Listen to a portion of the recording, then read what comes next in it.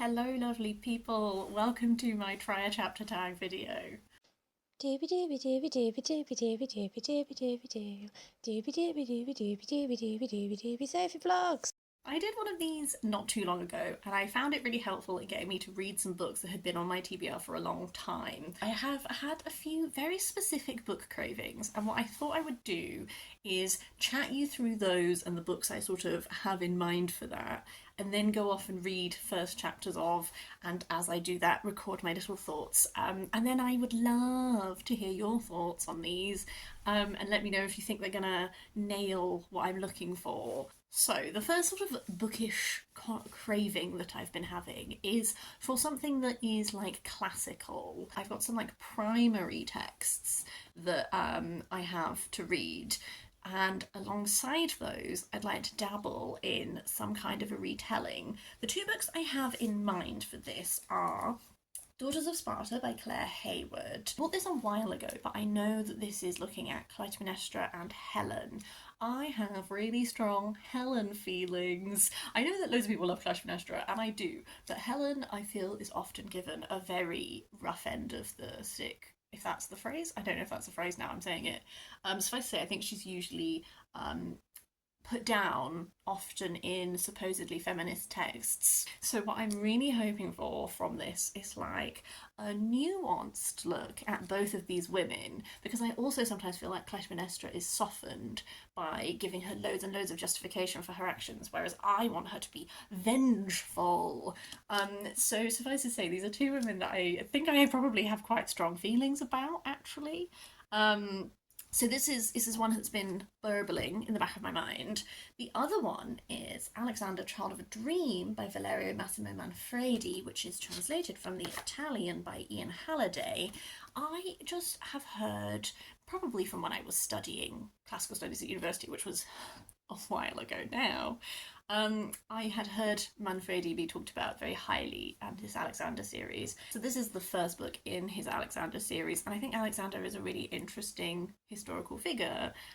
So one of these two I'm hoping will sort of, if not both, will sort of scratch that itch, but I don't know which one to prioritise because I'm not sure what I'm in the mood for there. So I'm going to give both of them a go.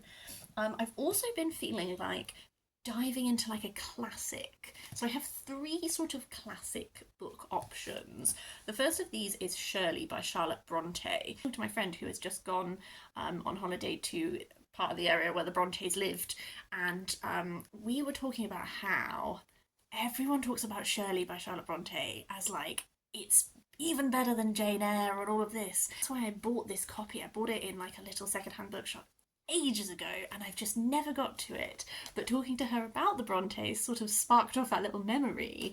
So I do really feel like this could be one that I do pick up and read the whole thing of, but I would like to try the first chapter just to sort of get the sense of.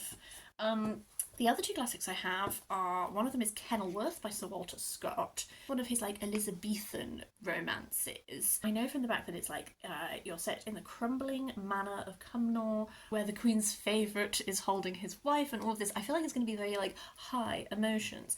I've never read any Walter Scott, and I'm a little bit intimidated by him. I have Ivanhoe as well, but it's like a chunky, so I thought Kenilworth. I love this cover. I think it's really nice. I kind of really want to like Walter Scott, but I don't know what the actual like lived experience of reading him is going to be like. So I thought if I tried just the first chapter with no pressure, I can kind of scout out if it's going to work for me or not. And then the third classic is more of a contemporary classic, and that's The Longest Journey by E.M. Forster. I've never read any E.M. Forster either, but Anna Marie at Actual Spinster did a whole like reading all of Ian Forster's works a little while ago and did a video talking about them. And so I picked up this one in a secondhand bookshop because when she was reading him, I was like, oh, sounds really intriguing. And then I've never read him, so I also thought maybe if I tried a chapter that could like spur me on to actually read the man.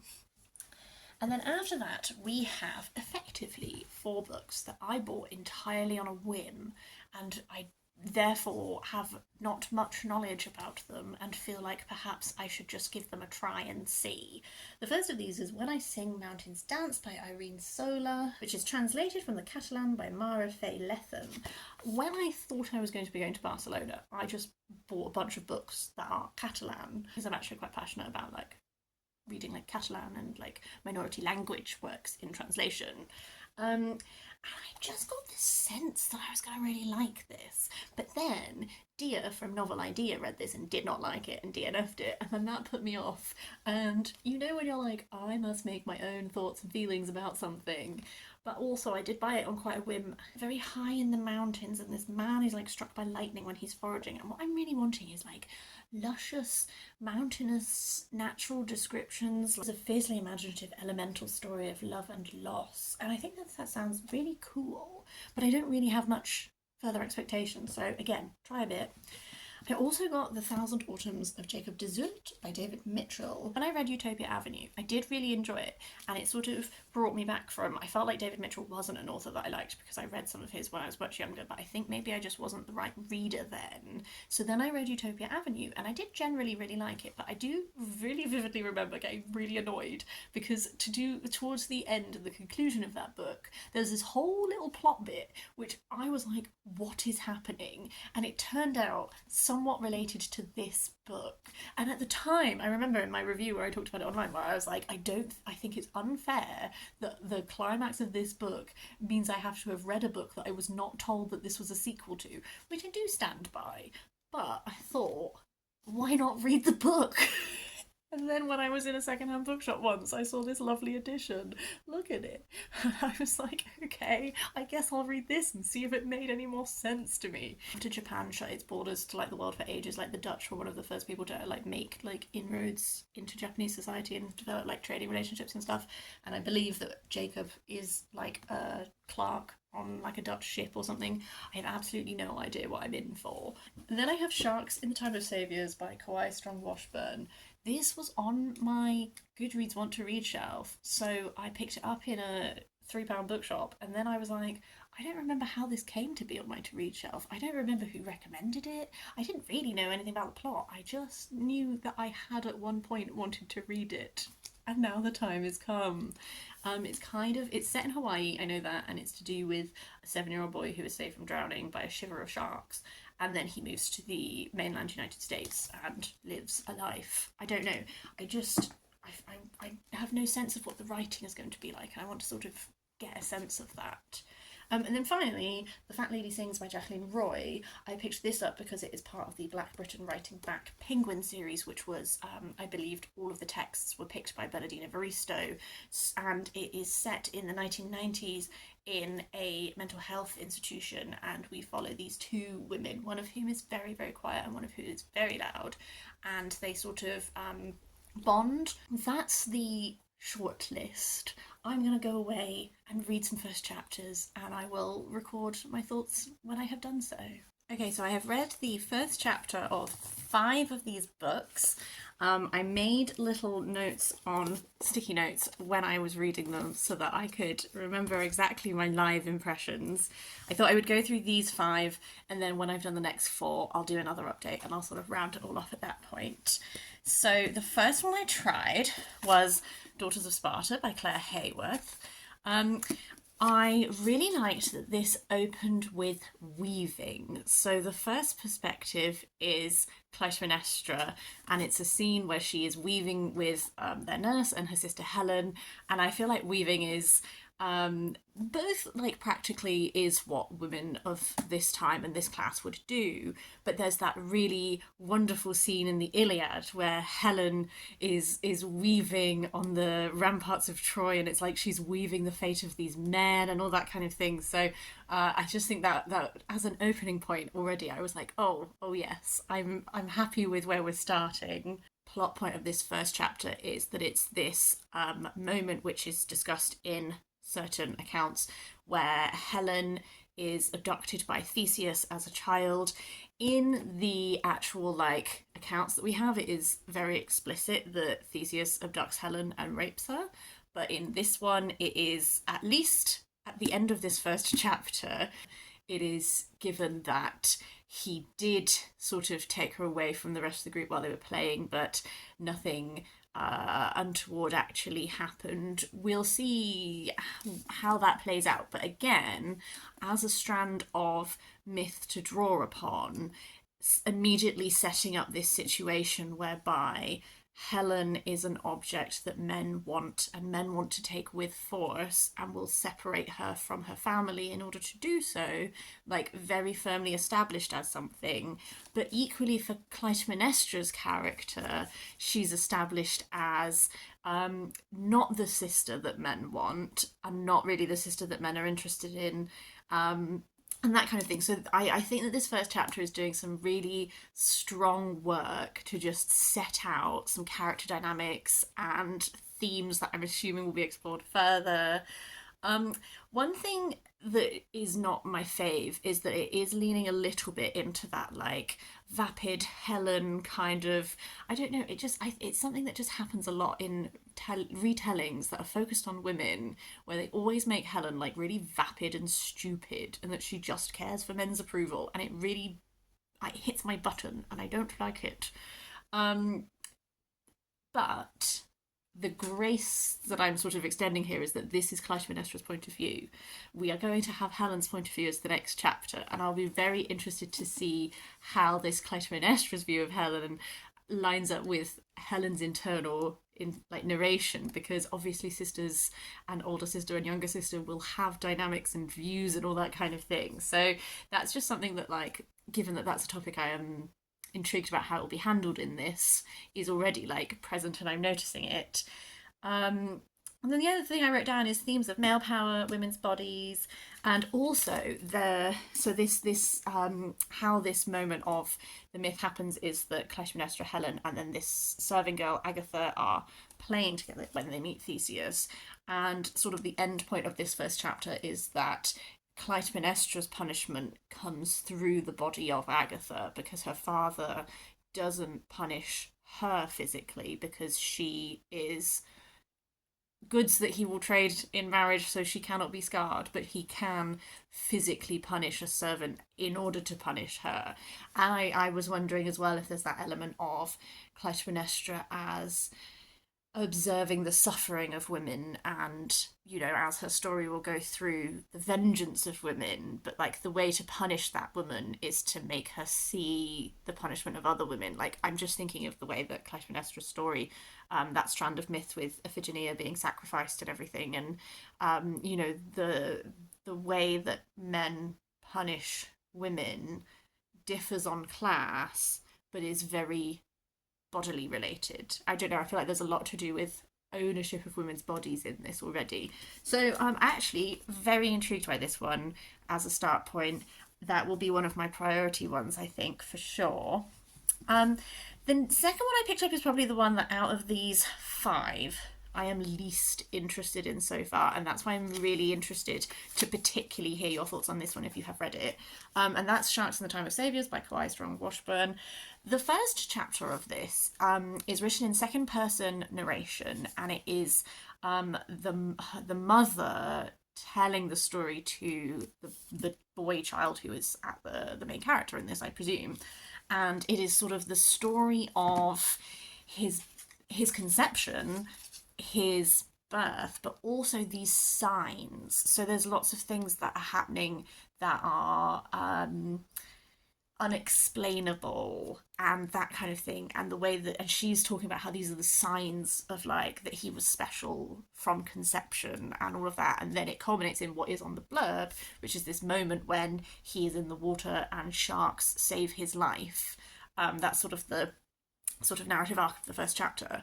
Why I didn't like this one so, I'm not keen on this one so far, was that second person narration. I sometimes love a second person narration, like the 5th season.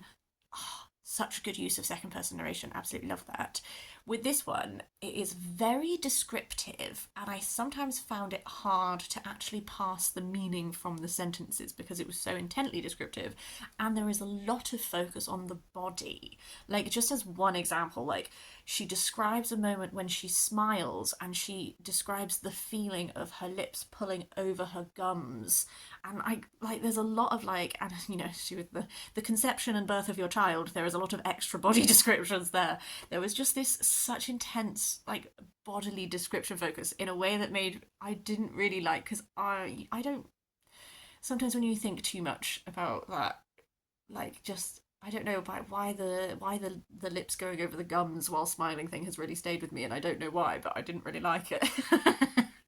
That's just my taste. Less enticed by this one, but that is why I would really love to hear from you if you have read it. Like, is it actually a gem? Another one that I was not sure about when I started reading it was The Thousand Autumns of Jacob Dessert by David Mitchell, because this one has such a visceral first chapter. Oh my god.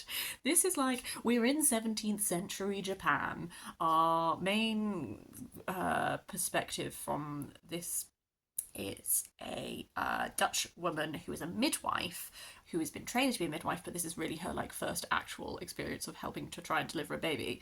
And like right at the start, the baby is not alive, and they have to do this extremely graphic and quite traumatic you have to give birth to that baby. And the mother is in a lot of pain, and there's a lot of very visceral description of exactly what the midwife has to do in order to make that happen. And it was certainly a very memorable first chapter, written in a way that really gets across the immediacy, the urgency, the danger this woman's life is in, the mother, and all of this stuff like that is like very much expressed very like succinctly, I guess. There is an element that there is an implication of something beyond the ordinary in how the chapter ends, like right at the very end. And that is what intrigued me. When I was reading like very graphic description of this procedure they were having to do, I was just like, it's just really not my jam. I really have a very visual mind, and I do struggle with descriptions of like detailed bodily things because I can't get them out of my head. So initially I was like, oh god, like I assume that the whole book is not going to be like that, but it was not enticing me. But the very very end, there is this like moment of, ooh, what's going on there? And that does intrigue me. I do know that I can really like the way that David Mitchell writes. Some of his books, the ones I struggled with was Number 9 Dream. I just remember being so deeply confused about what was happening with that. But I have really liked some of his. So I do think that I will absolutely give this a read. I would say currently it sits between the previous two. The book that I think I am actually most excited to read so far, just based on the first chapter, is The Fat Lady Sings by Jacqueline Roy. This is here because I just picked it up on a whim and I don't really know anything about it. I found the first chapter of this, so it got me so quickly. I was like, oh, I'm in. It really straight away like set up the dynamics of this psychiatric ward. Like there was very much like a patients versus doctors feeling. You are in Gloria's point of view, and you see the arrival of Merle, and Merle is not coming very willingly. And Gloria is observing like the dynamics between how the different staff treat this woman. He highlights like the actual reality of being on a psychiatric ward and the way that the staff treat you and don't always like treat you as if you are like a real human person. She says that like they treat them with brutality, and then when they lash out they feel vindicated in how they have been treating them, because when people are at breaking point, the behaviour that they do then vindicates like the doctors who are treating them in a dehumanising way and all that kind of thing.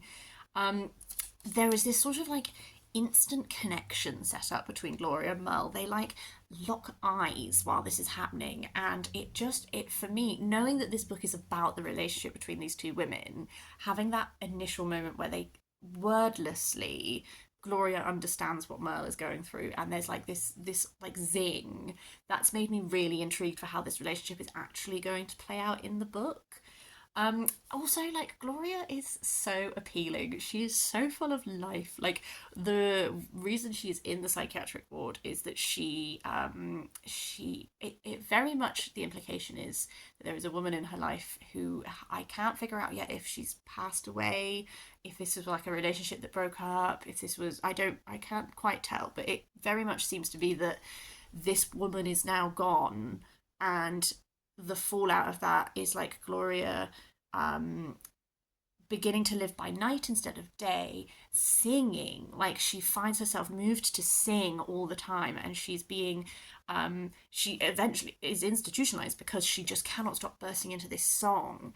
And yet, like, I don't know, I just think that that makes me empathize with her so strongly, in that, like, she's talking about, like, she's just being punished because she doesn't want to uh, it's other people who've made like noise complaints about her and all that kind of thing, but like she's just trying to like live joyously, if singing brings her joy and all of this, like, like, her laughter is something in this as well. Like, she laughs at times when clearly the doctors don't think she should be laughing at it, and it's like this refusal to tampen down one's spirit for how everyone else thinks that you should be behaving in a moment. I'm absolutely positive that as this goes on, we will delve more into this loss that I'm assuming Gloria has had, and how that has affected her and all this kind of thing. Like, I feel like there are depths there that are going to be explored, but I just found her so compelling as a narrator. So currently, this is the one I'm actually most excited about, and I definitely want to read it as priority. The fifth and final one that I have read so far was, I did read the first chapter of When I Sing Mountains Dance by Irene Sola. This first chapter was very short, but actually very intriguing. It's sort of written in a plural, so like a we voice, which was really interesting, which from what I could figure out was like the perspective of like either specifically the storm and the weather that is happening, or some kind of communal sense of like nature, the earth kind of thing. But it is, the perspective is sort of this storm as it is happening. This guy is like out in it. And essentially, the first chapter is what it says on the blurb: is this man gets struck by lightning, and then the rest of this book is going to be like the fallout, his family down the generations, and all that kind of thing. But just as a start, like, I'm really intrigued about what the narration style is like in the rest of the book. Like, does it maintain this wee voice, or does it change depending on the chapter? I don't really know. There's something about like this, the tone of that voice was very observing humans, a bit like humans might observe like a bug, like observing the way that this man reacted to like the cold rain on him, or like the visceral feeling of being struck by lightning, but reacting to it in this way where it's like dispassionately interested in how he physically reacts to it, but in no way emotionally bothered by the fact that they've just watched a man die.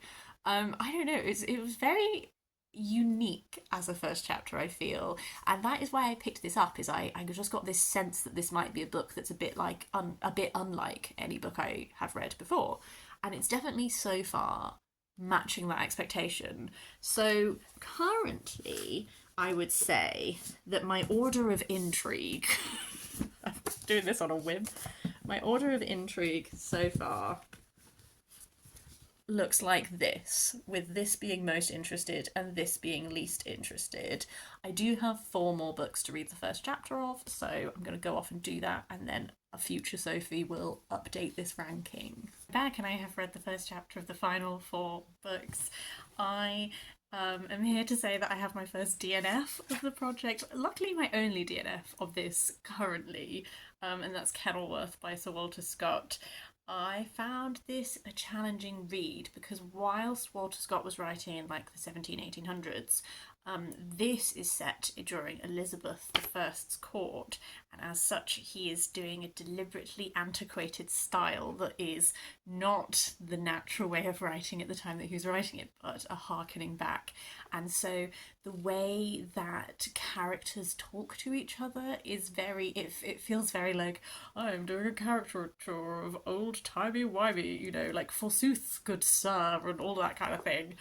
I read older things. Like, I read a lot of work that is very old in translation and all that kind of thing. Like, it doesn't inherently bother me. Like, I think what I struggled with is that the sentences are very, very long with lots and lots of commas. So I just found this combination of extremely long sentences, antiquated language. It wasn't hitting for me. Um, I do have Ivanhoe by Walter Scott. It's a really lovely old edition of it, and it's huge, and so I haven't read it yet. Um, I'm considering maybe giving Ivanhoe a go. I don't know. If you are someone who's read Walter Scott, I would be super duper interested in your input into, should I stick with it? Is it worth it? Should I, if I found this difficult, would Ivanhoe be better? Any thoughts, please do leave me a comment. I would be very, very interested. So we have Shirley by Charlotte Bronte. I really did feel like I was reading a Charlotte Bronte, which sounds like a stupid thing to say, but I've read Jane Eyre a number of times, but I've never read any other Charlotte Bronte. But one thing I really like about Jane Eyre is that it has this really, like, funny humour to it at times, like the moment when, like, Jane is talking to the priest, and he's like, oh, and do you know what happens, like, to people who do bad things, like they go to hell, and like, what should you do to stop that? And she's like, well, I just better not die. Like, there's this funny moments in there, and I found that also present here, because this opens with three curates who are essentially just having dinner together, but you get a lot of background into, like, who they are, where they're staying, blah blah blah. And this landlady who rents the room to one of them absolutely thinks that he is taking the piss, because inside in his contract it's like, oh well, you know, you have your food and board provided and like a meal with friends, and it's like they do it every week, and they're really demanding, and they want her to bring them all the food and top up their glasses all the time, and the way they talk to her is condescending. And there's like a bit where she's just like, you can tell she just really wants to like punch the curate, like he's so bothering her. And that was just like really funny. I really liked that it like directly addresses the reader. In the very opening, it like talks directly to you, the reader, and it's like, do you want romance? Ha, not here. Instead, I'm going to tell you about some curates. So that sort of like Charlotte Bronte tone I found really enjoyable. One thing I didn't like is that there was a whole bunch of like bashing the Irish in this, because one of the curates is Irish, and they just like rolled out a whole bunch of like bad stereotypes about the Irish and with all that, and I was like, that, not into that. Still have absolutely no concept of what this book is about. I don't feel like it's really cleared that up for me at all. Like, I don't know if these curates are the, like, I don't really know. So I did like it. Not the top of my enticement, but definitely like solidly reminding me of why I like Charlotte Bronte as a writer. I liked less is The Longest Journey by Iain Forster. One opens with a bunch of boys who are at Cambridge, and they're like debating philosophy, and there's this like concept of like, is the cow there or not, and then expanding that to like, you know, do things exist when you are not looking at them, or do things only exist when they're being observed, and that kind of like, you're at university doing philosophy 101 kind of chat. The point of view is of Ricky, who Agnes and Herbert are two friends who have come to visit him, but he's forgotten that he's meeting them. So Agnes turns up and she's really annoyed, and he was having like a bit of this like symposium with all of his university friends, including a guy called Ansel, who I think is a person he shares a room with, who I was intrigued by, because I felt like Ansel, even when Ansel wasn't there, kind of dominated a lot of Ricky's thoughts and had quite a presence. So I wonder if that's something that would be in the rest of the book. What I didn't love about this was Ricky has what Agnes refers to as deformed shoes, because essentially like one of his shoes, he needs to have like a platform in it so that he to help him walk and all that kind of thing. There's definitely a whole bunch of like ableism in here that is to do with Ricky's disability, which I wasn't expecting it. You never expect these things, and they pop up and you're like, oh, don't love this. Something I did like was Ricky is interested in writing, and he has this phrase that is like, art is not a ladder, when he's trying to think about what he wants to do with his future. And it's like, art is not the kind of thing that you can like start on a bottom rung and like work your way up in like a career progression, but like art is a process and experience and that kind of thing. And I liked that. This one is not really grabbing me yet. I haven't officially DNF'd it, um, but it's definitely not really enticing me. I I would be more interested theoretically when I think about Ian Forster to read something like Maurice. I just haven't stumbled upon that one in a shop, so I haven't bought it like I did with this one. But this one is not super grabbing me. But if you are a person who likes Ian Forster, I would be interested in hearing from you. How does this one rate in your own personal like Ian Forster rankings? Do I stick with it? Do I give up on it? Is it a bit rubbish? Any thoughts welcome. The final book is Alexander, Child of a Dream by Valerio, Massimo, Manfredi. I only read the prologue for this because the prologue felt long enough to count as a chapter, but also not so long that it felt like chapter one. It starts with four magi that are journeying and they're performing like a rite. And then Alexander's mother is pregnant with him and she like feels the baby moving while they're doing this rite, but then the rite doesn't go to plan and they're like, oh no.